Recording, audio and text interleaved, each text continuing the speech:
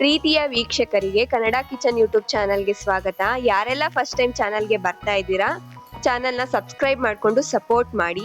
Video ಇಷ್ಟ ಆದರೆ like ಮಾಡಿ.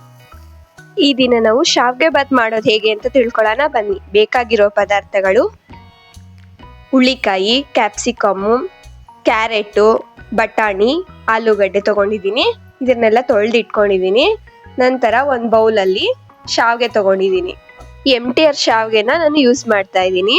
ನಿಮ್ಗೆ ಯಾವ್ದು ಬೇಕೋ, ನಿಮ್ಗೆ ಯಾವ್ದು ಕನ್ವೀನಿಯೆಂಟೋ ಅದನ್ನ ನೀವು ಯೂಸ್ ಮಾಡ್ಕೋಬಹುದು.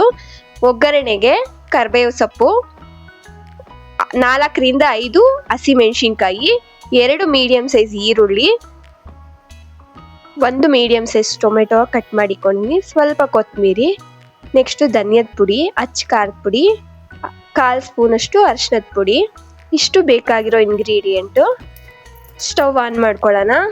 ಒಂದು ಬಾಣಲಿಯಲ್ಲಿ 2 ರಿಂದ 3 ಸ್ಪೂನು ಆಯಿಲ್ ಹಾಕೊಳ್ತಾ ಇದ್ದೀನಿ. ಏನಕ್ಕೆ ಅಂದರೆ ಶಾವಿಗೆ MTR ಶಾವಿಗೆ ನಾನು ಏನು ತೊಗೊಂಡಿದ್ದೀನಿ ಅದನ್ನು ಹುರ್ಕೊಳ್ಳೋಕ್ಕೋಸ್ಕರ ಸ್ವಲ್ಪ ಎಣ್ಣೆ ಹಾಕ್ಕೊಂಡು ಶಾವಿಗೆನ ಹಾಕ್ಕೊಳ್ತಾ ಇದ್ದೀನಿ. ನೀಟಾಗಿ ಬ್ರೌನ್ ಕಲರ್ ಬರೋವರೆಗೂ ನಾವು ನೀಟಾಗಿ ಬಾಡಿಸ್ಕೋಬೇಕು, ಫ್ರೈ ಮಾಡ್ಕೋಬೇಕು. ಸೀದೋಗಬಾರ್ದು, ಲೋ ಫ್ಲೇಮಲ್ಲೇ ನಾವು ನೀಟಾಗಿ ಫ್ರೈ ಮಾಡ್ಕೊಬೇಕು. ಶಾವಿಗೆ ನೋಡಿ ಇವಾಗ ಬ್ರೌನ್ ಕಲರ್ ಬರ್ತಿದೆ. ಸೇಮ್ ರವೆನ ನಾವು ಯಾವ ರೀತಿ ಹುರ್ಕೋತೀವಿ ಅದೇ ಥರ ನೀಟಾಗಿ ಇದನ್ನು ಲೋ ಫ್ಲೇಮಲ್ಲೇ ಹುರ್ಕೋಬೇಕು. ಹೈ ಫ್ಲೇಮಲ್ಲಿ ಹುರ್ಕೊಂಡ್ರೆ ಸೀದೋಗ್ಬಿಡುತ್ತೆ. ನಂತರ ಇದಕ್ಕೆ ಸ್ವಲ್ಪ ನೀರನ್ನ ನಾನು ಆ್ಯಡ್ ಮಾಡ್ಕೊಳ್ತೀನಿ. ಒಂದು 10 ರಿಂದ 15 ಸೆಕೆಂಡು ಬೇಯಿಸ್ಕೋಬೇಕಷ್ಟೇ. ಜಾಸ್ತಿ ಬೇಯಿಸ್ಕೊಂಡ್ರೆ ಉಡಿ ಉಡಿಯಾಗಿ ಬರಲ್ಲ ಶಾವಿಗೆ. ನೋಡಿ ಬೆಂದಿದೆ ಇವಾಗ. ಜಸ್ಟ್ 10 ರಿಂದ 15 ಸೆಕೆಂಡ್ ಅಷ್ಟೇ ನಾನು ಬೇಯಿಸ್ಕೊಂಡಿರೋದು.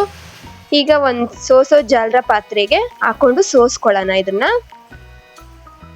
10 ರಿಂದ 15 ಸೆಕೆಂಡ್ ಏನು ನಾವು ಬೇಯಿಸಿದ್ದೀವಿ ಅದು ಕಾಲ್ ಭಾಗ ಮಾತ್ರ ಬೆಂದಿರುತ್ತೆ.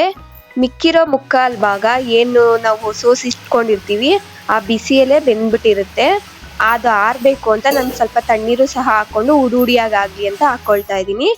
ಇವಾಗ ನಂತರ ಸ್ಟವ್ ಆನ್ ಮಾಡಿಕೊಂಡು ಅದೇ ಬಾಣಲಿಯಲ್ಲಿ ಒಂದು ಅರ್ಧ ಗ್ಲಾಸ್ ಆಯಿಲ್ ಹಾಕ್ಕೊಳ್ತಾ ಇದ್ದೀನಿ. ನೋಡಿ, ಆಯಿಲ್ ಕಾದಾದ್ಮೇಲೆ ಆಯಿಲ್ ಕಾಯೋವರೆಗೂ ವೆಯ್ಟ್ ಮಾಡೋಣ.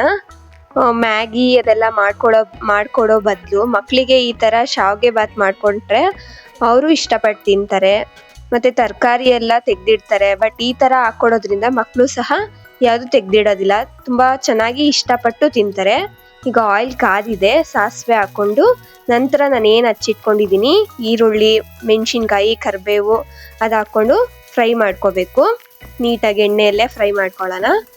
ನಂತರ ನಾನೇನು ಟೊಮೆಟೊನ ಹಚ್ಚಿಟ್ಕೊಂಡಿದ್ದೀನಲ್ಲ ಅದನ್ನು ಸಹ ಆ್ಯಡ್ ಮಾಡ್ಕೊತಾ ಇದ್ದೀನಿ.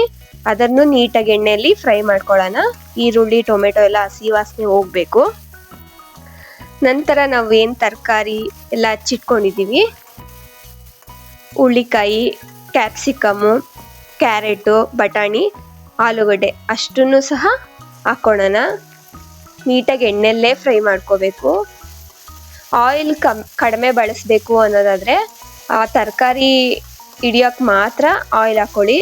ಒಂದು ಅರ್ಧ ಅಥವಾ ಕಾಲು ಗ್ಲಾಸಷ್ಟು ನೀರನ್ನ ಆ್ಯಡ್ ಮಾಡಿಕೊಂಡು ಸಹ ತರಕಾರಿನ ಬೇಯಿಸ್ಕೊಬೋದು. ಇಲ್ಲ ನಾವು ಎಣ್ಣೆಯಲ್ಲಿ ತಿಂತೀವಿ ಅನ್ನೋದಾದರೆ ಪೂರ್ತಿ ಎಲ್ಲ ತರಕಾರಿನೂ ಆಯಿಲಲ್ಲೇ ಬೇಯಿಸ್ಕೊಳ್ಬೋದು. ಇವಾಗ ತರಕಾರಿ ಬೇಯೋದಕ್ಕೆ 1 ಸ್ಪೂನಷ್ಟು ಉಪ್ಪು ಹಾಕ್ಕೊಂಡಿದ್ದೀನಿ. ಉಪ್ಪು ಹಾಕ್ಕೊಂಡು ನೀಟಾಗಿ ತಿರುಗಿಬಿಟ್ಟು ಪ್ಲೇಟ್ ಕ್ಲೋಸ್ ಮಾಡಿ.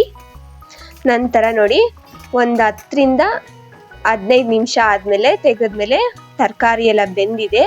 ನಂತರ ಮಸಾಲೆನೆಲ್ಲ ಆ್ಯಡ್ ಮಾಡ್ಕೊಳ್ತಾ ಇದ್ದೀನಿ. ಧನಿಯಾ ಪುಡಿ, ಅಚ್ಚ ಖಾರದ ಪುಡಿ, 1/4 ಸ್ಪೂನಷ್ಟು ಅರಿಶಿನ ಅಷ್ಟು ನೀಟಾಗಿ ಹಾಕ್ಕೊಂಡು ಹಸಿ ವಾಸನೆ ಹೋಗೋವರೆಗೂ ನೀಟಾಗಿ ಆಡಿಸ್ಕೋಬೇಕು. ನೋಡಿ, ತರಕಾರಿನೂ ಬೆಂದಿದೆ, ಮಸಾಲೆನೂ ಎಲ್ಲ ಹಸಿ ವಾಸನೆ ಹೋಗೋವರೆಗೂ ನೀಟಾಗಿ ಫ್ರೈ ಮಾಡ್ಕೊಬೇಕು. ನೋಡಿ ಎಷ್ಟು ಚೆನ್ನಾಗಿ ಕಾಣ್ತಿದೆ. ತರಕಾರಿ ಎಲ್ಲ ಹಾಕಿ ಮಕ್ಕಳು ಕೊಡೋದ್ರಿಂದ ಮಕ್ಕಳು ಇಷ್ಟಪಟ್ಟು ತಿಂತಾರೆ. ನಂತರ ನಾವೇನಿಲ್ಲಿ ಶಾವಿಗೆನ ನೀರು ಬಸ್ದಿಟ್ಕೊಂಡಿದ್ದೀವಿ ಅದನ್ನು ಆ್ಯಡ್ ಮಾಡ್ಕೊಳ್ಳೋಣ. ನೋಡಿ ಎಷ್ಟು ಉಡಿಯಾಗಿದೆ. ಸಂಜೆವರೆಗೂ ಬೇಕಾದ್ರೆ ಇಟ್ಕೊಂಡು ತಿನ್ಬೋದು. ಇದನ್ನ ಒಂದು ಸ್ವಲ್ಪನೂ ಕೈಗೆ ಅಂಟ್ಕೊಳ್ಳೋದಿಲ್ಲ, ಉಡಿಯಾಗೆ ಅನಿಸುತ್ತೆ. ಎಷ್ಟು ನೀಟಾಗಿ ಆಗಿದೆ. ನೀಟಾಗಿ ಎಲ್ಲ ಮಿಕ್ಸ್ ಮಾಡ್ಕೊಬೇಕು. ಮಸಾಲೆ, ತರಕಾರಿ, ಶಾವಿಗೆ ಎಲ್ಲ ನೀಟಾಗಿ ಮಿಕ್ಸ್ ಮಾಡ್ಕೋಬೇಕು. ನೋಡಿ ಎಷ್ಟು ಕಲರ್ಫುಲ್ ಆಗಿದೆ. ನೀವು ಒಂದ್ಸಲ ಈ ಥರ ಟ್ರೈ ಮಾಡಿ. ಬಟಾಣಿ ನಾನು ಹಸಿ ಬಟಾಣಿ ಹಾಕೊಂಡಿದ್ದೀನಿ. ಫೈನಲ್ ಆಗಿ ಕೊತ್ತಂಬರಿನ ಆ್ಯಡ್ ಮಾಡಿಕೊಂಡು ಒಂದ್ಸತಿ ನೀಟಾಗಿ ಮಿಕ್ಸ್ ಮಾಡ್ಕೊಳ್ಳೋಣ.